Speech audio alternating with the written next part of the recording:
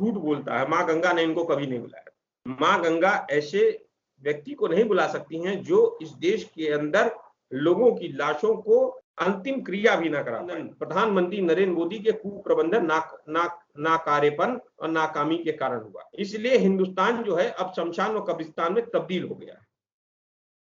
Sir, सवाल यही है कि क्या मददगारों पर निशाना इस तरीके से ही लगता रहेगा? मामला क्या है कि भारतीय जनता पार्टी के जो 303 सांसद हैं और हजारों विधायक हैं, वो इस कोरोना काल की महामारी में नदारद हो गए। वो घर में छुप गए। उन्होंने फोन उठाना भी बंद कर दिया। फोन उनके स्विच ऑफ जा रहे हैं। तो जनता ने पहले उनको ट्राई किया। उनकी कॉन्स्टिट्यूंसीज में जितनी विधानसभा या लोकसभाओं में लोग थे, उन्होंने पहले इनको कॉल किया, दिल्ली हो, यूपी हो, बाकी राज्यों में। जब ये नहीं मिले तो विपक्षी दल के जो लोग काम कर रहे थे या संगठन काम कर रहे थे, व्यक्ति काम कर रहे थे, उन्होंने ऑक्सीजन की सप्लाई करवाई, ऑक्सीजन सिलेंडर पहुंचवाया, प्लाज्मा डोनेट करवाया, यहाँ तक आपको हॉस्पिटल में बेड कहाँ अवेलेबल है वो भी खोज के बताया। इसमें श्रीनिवासन थे और आपके और भी लोग थे जिनके ऊपर कल मैंने देखा कि पुलिसिया कार्रवाई शुरू हुई। पुलिसिया उत्पीड़न इसे कहेंगे, क्योंकि भारतीय जनता पार्टी तो बेनकाब हो गई। भारतीय जनता पार्टी के सांसद और विधायक कहीं दिखे नहीं। इसलिए समाज में ये एक संदेश गया कि भारतीय जनता पार्टी के लोग भाग खड़े हुए हैं और जनता की सेवा नहीं कर रहे हैं। इसी क्रम में अपनी जो इमेज, गिरती हुई इमेज है, उसको बचाने के लिए इन्होंने ये सब कर्म किया है। आपको पता होना चाहिए, न्यूजीलैंड की एम्बेसी ने भी श्रीनिवास से मदद मांगी। यहां तक सांसदों ने, भारतीय जनता पार्टी के कुछ सांसदों ने दिल्ली के अंदर उनसे मदद मांगी और उन्होंने मदद की। चाहे मुकेश शर्मा हो, चाहे उन्होंने मदद की कांग्रेस के पूर्व विधायक। यहां तक हमने भी, मैं भी स्वयं एक हेल्प ग्रुप चला रहा हूं जिसमें भारतीय जनता पार्टी और संघ के लोग अगर मुझे कहीं से भी फोन करते हैं, हम लोग भी उनकी मदद कर रहे हैं। लेकिन अब क्या है कि इनकी इमेज खराब हो गई है। अपनी इमेज को बचाने के लिए दूसरों पर आरोपित कर रहे हैं। ये घृणित कार्य है।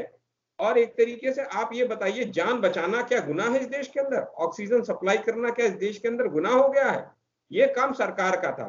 सरकार फेल हो गई है, केंद्र सरकार, क्योंकि उसने समय रहते हुए ऑक्सीजन के प्लांट नहीं लगाए, उसने समय रहते हुए ऑक्सीजन कंसंट्रेटर नहीं पहुंचाए, उसने समय रहते हुए एम्बुलेंस नहीं व्यवस्था की, उसने समय रहते हुए वेंटिलेटर की व्यवस्था नहीं की। तो नरेंद्र मोदी जी की इमेज तो डाउन हो गई। तो नरेंद्र मोदी जी की इमेज डाउन हो गई तो अपनी इमेज बचाने के लिए अब दूसरों पर आरोप कर रहे हैं। ये पुलिसिया उत्पीड़न जनता देख रहे है, इसका जवाब जनता इनको, भारतीय जनता पार्टी को देगी।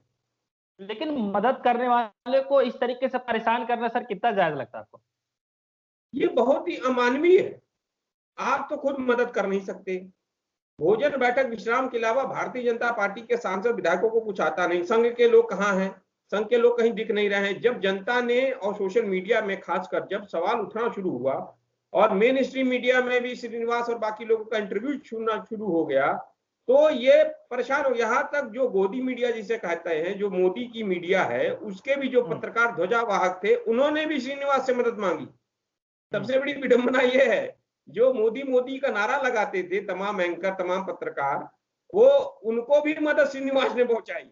ये मोदी को और उनके मंत्रिमंडल को नागवार गुजरा। यही काम पप्पू यादव ने वहां पे कर दिया बिहार में। उसने पर्दाफाश कर दिया पप्पू यादव ने कि भाई एम्बुलेंस की कमी है बिहार में, और वहां पर 80 से ऊपर एम्बुलेंस वहां के सांसद पूर्व मंत्री राजीव प्रताप रूडी के हाथे में खड़ी की गई है। और वो कहते हैं कि ड्राइवर ने, तो उसने ड्राइवर भी दिखा दिया पप्पू यादव ने कि देखिए भाई 80 ड्राइवर मेरे पास है। तो जिस समय काम करने का जरूरत थी उसमें काम तो ये किए नहीं। लोगों को मारना इनका मुख्य एजेंडा रह गया भारतीय जनता पार्टी का। अब अपनी इमेज कैसे बचाएं तो दूसरों को परेशान करें, इसका गलत संदेश जा रहा है। ये मैं इनको बता दे रहा हूं। जो ये सोच रहे हैं इस तरह करके, ये इमेज इनके खिलाफ डेंट हो रहा है। जनता के अंदर और आक्रोश हो रहा कि कोई मदद, अब वो भी मदद नहीं मिल पाएगी जो मदद मिल रही थी लोगों को। आप ये बताइए, जो मदद मिल रही थी अब वो भी मदद नहीं मिल पाएगी। अगर ये लोग गिरफ्तार हो जाएंगे या लोग परेशान हो जाएंगे, सबको परेशान करोगे या मुझे ही परेशान करोगे या मुझे ही, तो मैं कहां से कर पाऊंगी मदद? कर पाऊंगा मदद लोगों की जो मदद मैं कर पा रहा हूं। मैंने प्लाज्मा डोनेट करवाया काफी लोगों को। ये काम तो सरकार का था, केंद्र सरकार का था, जिसमें फेल हो गई है वो। तो क्या मानवता पे जो है खतरा मंडरा रहा है, ऐसा माना जाए? देखिए, ये नरेंद्र मोदी जी का जो गुजरात मॉडल है वो मानवता विरोधी मॉडल है। उन्होंने दंगे ही करवाए हैं, लोगों की लाशों पर ही राजनीति की है, उनकी ही गलत नीतियों के कारण आज लोग मर रहे हैं। ये वायरस जो कोरोना वायरस है, ये नरेंद्र मोदी जी के कारण आया इस बार दूसरी लहर। इसके खुद एक इकलौते जिम्मेदार नरेंद्र मोदी हैं, जिन्होंने राइट लोगों को राइट जगह पे नहीं रखा। महामारी विशेषज्ञ से उन्होंने राय नहीं ली। जब उनको राय कोई देता है वो राय लेते नहीं है कि कोरोना आने वाला है, दूसरी लहर बहुत संक्रामक है। इनको पता ही नहीं, इन्होंने कुछ नहीं किया। ये बंगाल के चुनाव में लगे रहे, लोग मरना शुरू हो गए, लोगों में भयावह स्थिति हो गई। मैं आपको बताऊं, मैं खुद स्वयं एक ग्रुप चला रहा हूं, रात के 3-3 बजे तक मैंने कॉल अटेंड की है। रात के 3-3, कभी कोई अमेरिका से फोन कर रहा है, कोई यूनाइटेड किंगडम से फोन कर रहा है, उनके फादर मदर यहाँ पे परेशान है, वो बुजुर्ग है, उनको सांस लेने में दिक्कत हो रही है और उनको नहीं मिल पा रहा। तब फिर मैंने खोज के उन्हें बताया कि यहाँ इस जगह पे रिफिल हो रहा है, इस जगह पे ऑक्सीजन सिलेंडर आपको मिल सकता है, कुछ लोग प्रोवाइड कर रहे हैं। तमाम हेल्थ ग्रुपों से मदद मांगी गई, प्लाज्मा डोनेट करने का काम किया गया। लेकिन ये सरकार का काम था कि मेरा काम था? वोट सरकार ने, वोट इनको दिया गया कि आप सरकार बनाइए, आपको हम अपने टैक्सेस से पैसा देते हैं कि आप ये सुविधाएं लीजिए। 20,000 करोड़ रुपए के हवाई जहाज में आप चलते हो, 20,000 करोड़ रुपए का आप सेंट्रल विस्टा प्रोजेक्ट बनाते हो, लेकिन 40,000 करोड़ रुपया में जब आपको बजट एलोकेशन था तो आपने, मैं ये पूछना चाहता हूं नरेंद्र मोदी जी प्रधानमंत्री जो हमारे देश के हैं, उन्होंने वैक्सीन क्यों नहीं कर दी अभी तक? स्वास्थ्य सचिव कहते हैं कि 4 हफ्ते से ज्यादा नहीं लगनी चाहिए, 8 हफ्ते के से ज्यादा होने पर उसका कोई असर नहीं है। खुद इनका लेटर है, इस सरकार के ही स्वास्थ्य मंत्री का, स्वास्थ्य सचिव का लोगों को इंस्ट्रक्शन है, इतने हफ्ते में लगवा लो दूसरी डोज। अब कहने 12 से 16 हफ्ते। ये कैसी सरकार है जो 11 मई को कुछ कहती है, मार्च में कुछ कहती है, 14 मई को कुछ कहती है। ये सरकार पॉलिसी पैरालिसिस का जो ये दूसरों पर आरोप लगाते हैं उसका शिकार हो चुकी है। इनसे सरकार चलाना ही नहीं आता, ये मैनेज ही नहीं कर सकते। मामला जो है अब 32 साल पुराने केस को लेकर के जो है उनको डाला गया था जेल के अंदर। एक्चुअली क्या है कि लॉकडाउन की धज्जियां तो सरकार खुद उड़ा रही है। अब आप पूछेंगे कैसे? उत्तर प्रदेश के अंदर लॉकडाउन लगा, उन्होंने शराब की दुकानें खुलवा दी ना। क्या वो जन प्रयोगी और जन जीवन रक्षक दवाएं बिक रही हैं क्या वहां पे शराब की दुकानों? वहां पे जो मारामारी हो रही है, जो वहां पर जनता इकट्ठा हो रही है, वो बिना सोशल डिस्टेंसिंग के वहां शराब की दुकानों पे भीड़ हो रही है। उसके जिम्मेदार कौन होगा? अगर उनमें से किसी को कोई कोरोना संक्रमित होगा और उसकी जान चली जाएगी तो, या उसका परिवार संक्रमित हो जाएगा तो ये तो खुद इन सरकारों ने अपनी नाकामी छुपाने के लिए दूसरों को टारगेट शुरू कर दिया है। अपनी नाकामी छुपा रहे हैं ये, क्योंकि वेंटिलेटर ये प्रोवाइड नहीं कर सकते।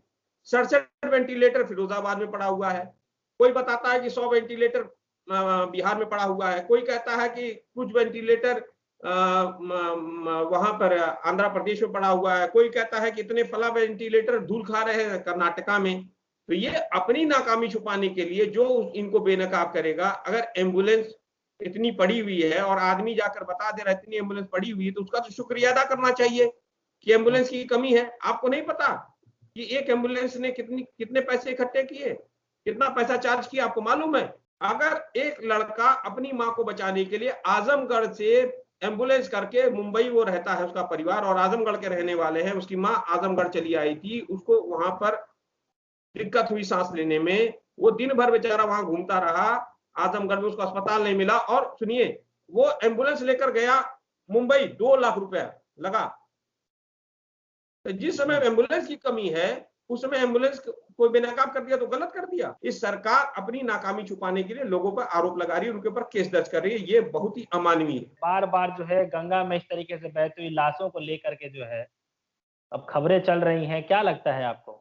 देखिए, जो आदमी झूठ बोलता है, माँ गंगा ने इनको कभी नहीं बुलाया। माँ गंगा ऐसे व्यक्ति को नहीं बुला सकती हैं जो इस देश के अंदर लोगों की लाशों को अंतिम क्रिया भी ना करा पाए, अंत्येष्टि भी ना करा पाए। और सबसे बड़ी विडंबना यह है कि जो हिंदू धर्म के बड़े ध्वजावाहक है, प्रधानमंत्री मोदी और मुख्यमंत्री योगी आदित्यनाथ, उसी उत्तर प्रदेश में जिसमें वो हिंदुत्व की बड़ी बड़ी बातें करते हैं, वहां पर लोगों की अंत्येष्टि, लोग अपनी अंत्येष्टि भी अपने लोगों की नहीं कर पा रहे हैं। हिंदू धर्म के अंदर अंतिम क्रिया बहुत बड़ी एक परंपरा है, सम्मानजनक अंत्येष्टि भी नहीं हो रहा है। और नेशनल ह्यूमन राइट कमीशन ने उसके लिए लेटर लिखा है, एक रिपोर्ट लिखी है, इनको क्वेश्चन किया है। उन्नाव के अंदर 40 से ज्यादा लाशें दबी पड़ी थी। इस देश के अंदर इनकी कुप्रबंधन, प्रधानमंत्री नरेंद्र मोदी के कुप्रबंधन, नाकारेपन और नाकामी के कारण हुआ। इसलिए हिंदुस्तान जो है अब शमशान व कब्रिस्तान में तब्दील हो गया।